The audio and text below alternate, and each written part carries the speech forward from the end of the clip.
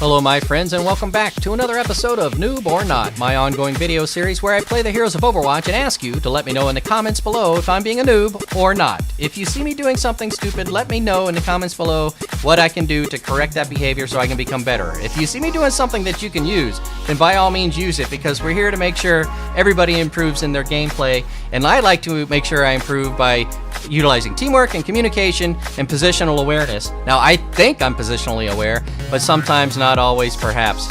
Here we're doing a little two-parter on Volskya this week. Unless, of course, Hammond drops. If Hammond drops, we will divide this up a little bit, so keep an eye out for the second part of this, which will be Volskya on offense, and you guessed it, it'll be a 2-minute drill to practice how we work as a team. Now, May on defense, what I'm going to be doing is trying to separate the opposing team utilizing my ice wall, as I did there for Ryan. I'm going to use my ice block to keep myself protected, but then every time the offensive team, Team Red, comes in and kind of doesn't time their ingress as well as they should, their assault through this choke as well as they should, I'm going to take the opportunity to isolate them by blocking them off of the wall. I go after this May because I can feel the Ana support behind me. I probably should have put this wall down first before I went in after that May, otherwise I would have been shot in the back more readily, and I might have been, you know, while Ana was healing me. But once we take care of the people who got in on the right-hand side, we're going to come back and hold the choke. Now, Volskya A is pretty easy to hold if you don't go outside. If it's an even fight, don't go outside. If you're completely overwhelming them, I would say don't go outside. Let them come through this choke and deal with them once they're through here. May kind of isolates me from the rest of my team. Now what am I going to do? I'm going to jump up on top of the truck and take a look around. Reinhardt's in. I'm going to keep McCree from coming in. Now, keeping McCree from coming in holds this point for a long part of the fight. This is a big one. We get a lot of freezing going on there, but Moira's pushing back with her healing Kamehameha wave. I don't even know what this thing's called. What is it? Coalescence. That's what it is. Clear this flank again. Now, with the truck there, there's two ways through the main choke, kinda, you know, to defend. I'm going to leave Arista there to defend while I go see what this Torbjorn is doing, ulting over here, going up to the high ground. He's probably just going up to put up a turret.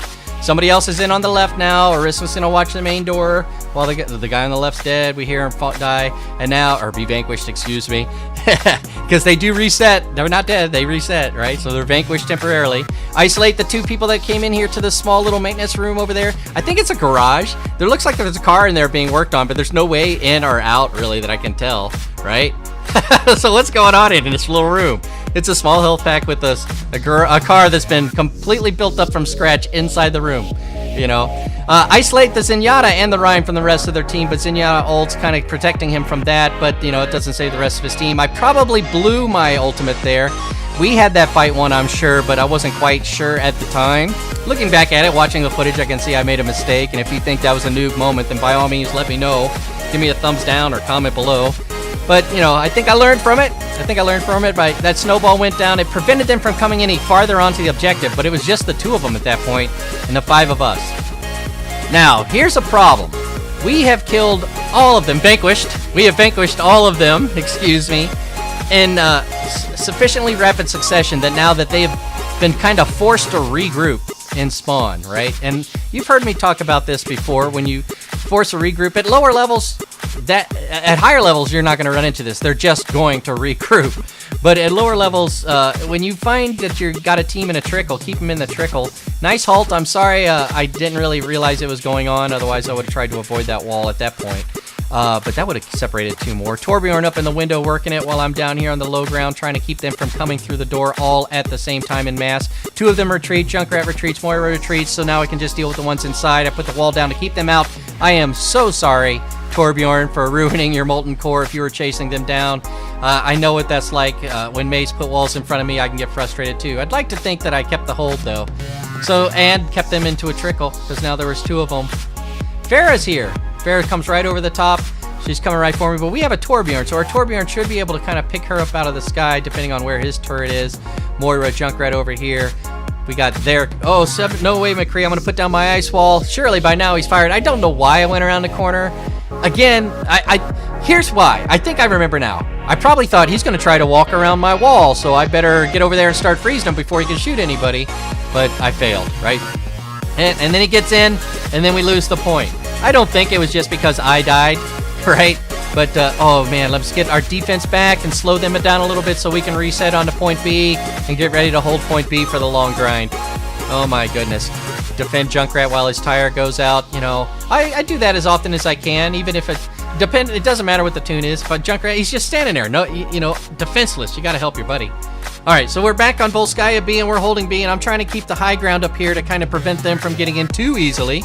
Me and Junkrat are going to have a little back and forth here. He doesn't really time his bombs very well. He used one to jump up in the air. And he was probably out, and now he's probably out. And then I come down to finish him off, but McCree was there, so I get flashbang and killed. I don't think that was necessarily a noobish moment for me, except for the fact that I was fighting by myself for a long time in a premium location.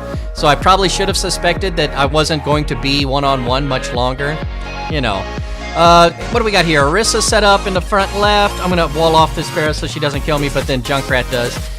Oh, man, now I got to come out of spawn. Are they coming in? Pharah just got a kill. Junkrat just got a kill. There's two of them here. It doesn't feel like it's going to be that much of a... Anna and I take care of Moira, and turning up to the front, it looks like we've got it under control. The four of us, anyways. The other two members of the team are around or coming out of spawn. Coming out. There we go. Poking, taking a look around. We got the turret on the primary point. Orisa's holding the front of the primary point.